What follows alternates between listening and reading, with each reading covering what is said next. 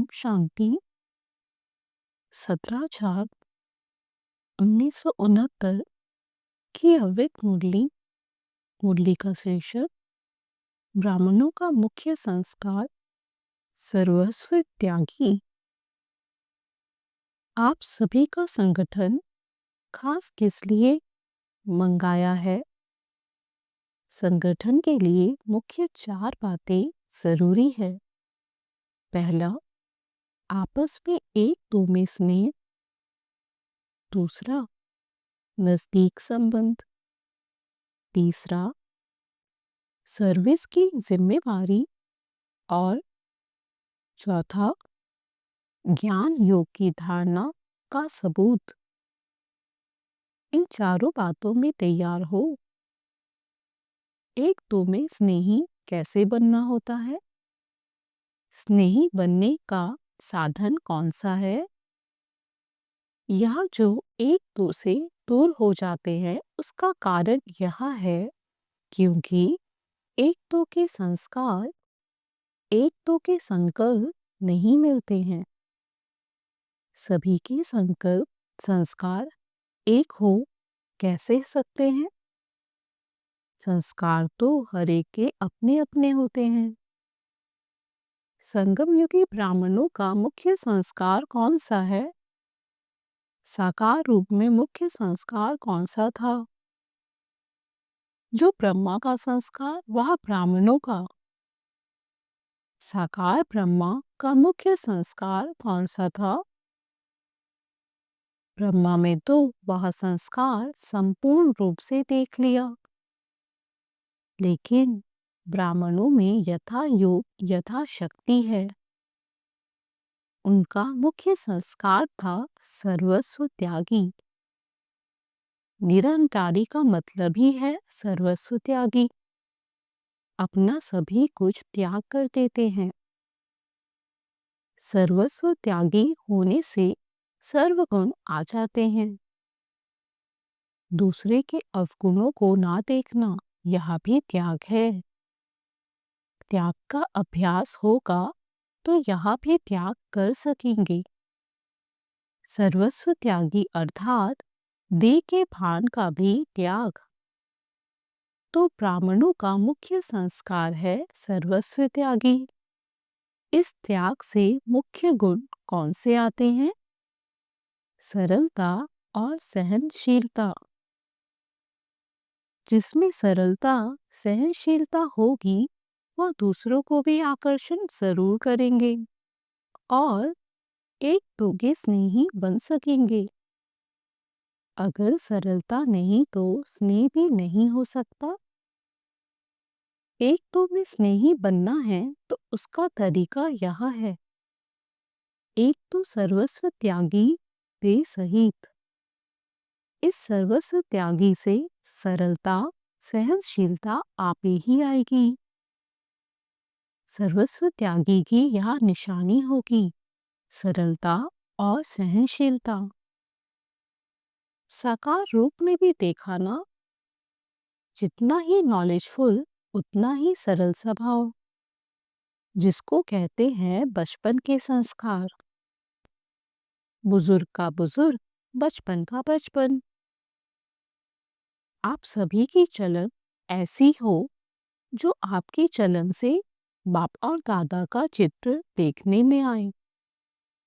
बोलने से नहीं, चलन से चित्र देखने में आएगा। ऐसी चलन अभी है।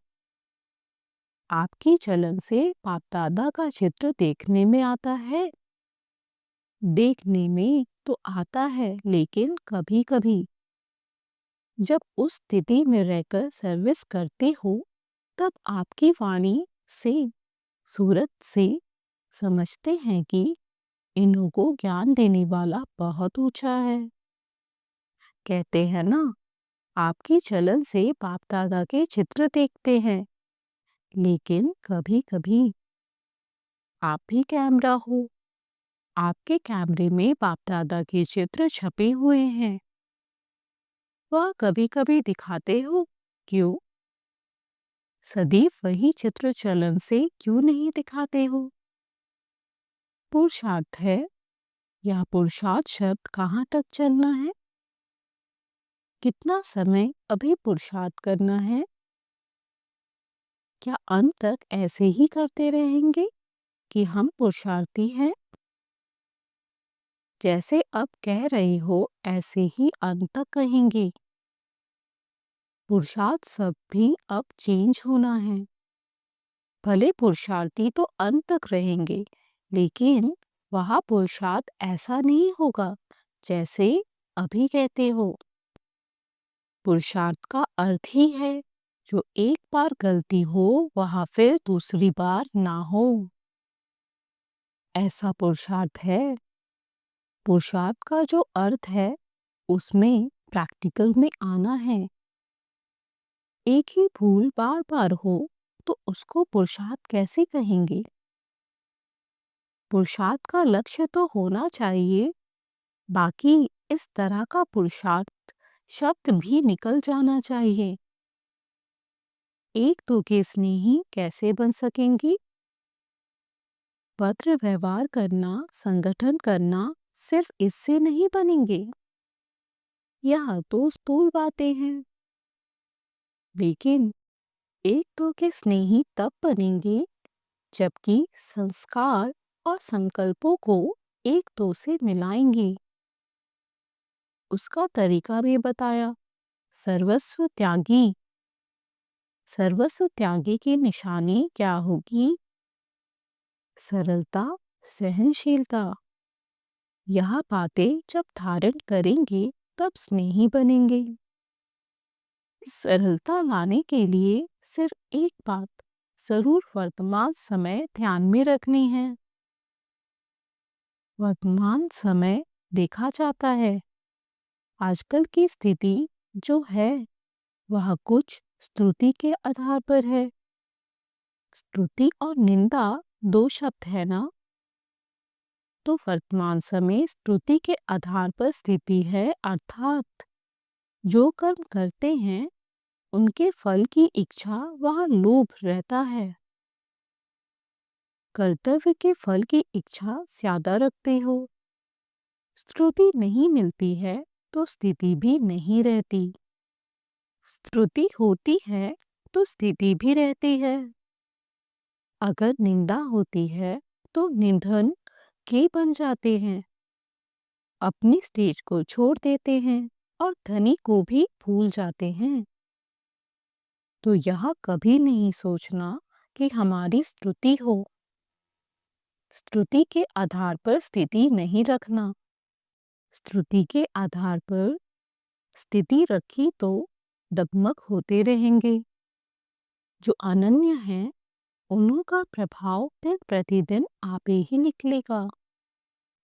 लेकिन प्रभाव में खुद ही प्रभावित नहीं होना है। यहाँ ही फल को स्वीकार कर लिया तो भविष्य फल को खत्म कर लेंगे। जितना गुप्त पुरुषार्थ उतना गुप्त मददगार, उतना ही गुप्त पद बन जाता है। दूसरे भले कितनी भी महिमा करे, लेकिन उनकी महिमा के प्रभाव में खुद प्रभावित नहीं होना है। कोई भी कार्य करना है तो संगम पर ठहरकर जजमेंट करनी है, क्योंकि आप सभी संगम योगी कहलाते हो। इसलिए जो भी बात होती है, हर बात के दो तरफ तो होते हैं। दोनों तरफ से संगम पर ठहर जजमेंट करनी है। ना उस तरफ ज्यादा ना इस तरफ ज्यादा, संगम पर ठहरना है। तुम संगम योगी ब्राह्मणों का जो भी कर्तव्य चलता है वहाँ संगम पर नहीं ठहरता है। इस तरफ व उस तरफ चला जाता है। जैसे आप लोग गृहस्थ व्यवहार में रहते हो और सर्विस में भी मददगार हो, तो दोनों तरफ संभालने के लिए बीच में ठहरना पड़ेगा। दोनों के बीच की अवस्था में स्थित रहना है। संगम पर होंगे तो दोनों को ठीक करेंगे। तुम्हारा खान पान, पहनना आधी सभी बीच का ही है। इस रीति जजमेंट करते हो तो बीच की स्थिति में स्थित होकर दोनों तरफ की जजमेंट कर फिर चलना है। कई बातों में दिखाई पड़ता है इस तरफ व उस तरफ विशेष हो जाते हो। होना चाहिए बीच में। बीच की अवस्था है बीज, बिंदी। जैसे बीज सूक्ष्म होता है वैसे बीज की स्थिति भी सूक्ष्म है। उस पर ही ठहरने की हिम्मत और तरीका चाहिए। यह भी लक्ष्य दिया हुआ है, कहाँ बालक हो चलना है, कहाँ मालिक हो चलना है। जहाँ मालिक हो चलना है वहाँ बालक नहीं बनना है, और जहाँ बालक बनना है वहाँ मालिक नहीं बनना चाहिए। यह भी बहुतों से मिसअंडरस्टैंडिंग, गलतफहमी हो जाती है। यह भी चेकिंग बहुत रखनी है। बालकपन भी पूरा तो मालिकपन भी पूरा रखना है। इसलिए कहा कि संगम पर ठहरना है। सिर्फ बालक भी नहीं बनना है और सिर्फ मालिक भी नहीं बनना है। दोनों गुण होने से सभी ठीक चला सकेंगे। बालकपन अर्थात निसंकल्प हो, जो भी आज्ञा मिले, डायरेक्शन मिले, उस पर चलना है। मालिकपन अर्थात अपनी राय देना। किस स्थान पर मालिक बनना है वह स्थान और बात देखनी है।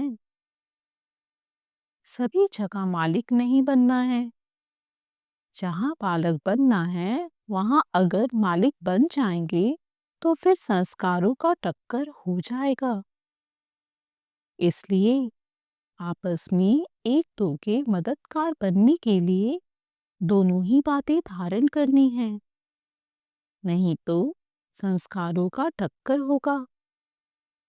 जहाँ बालक बनना चाहिए वहाँ मालिक बन जाते हैं, तो दो मालिक बनने से फिर संस्कारों का टक्कर हो जाता है। मालिक भी बनना है, बालक भी बनना है।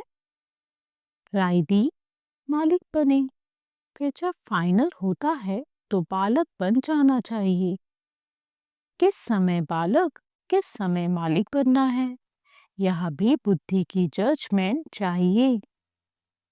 किस समय कौन सा स्वरूप धारण करना है वह भी विचार करना है। बहुरूपी बनना है ना, सदैव एक रूप नहीं, जैसा समय वैसा रूप। उल्टे रूप से बहुरूपी नहीं बनना है, सुलटे रूप से बनना है। ओम शांति।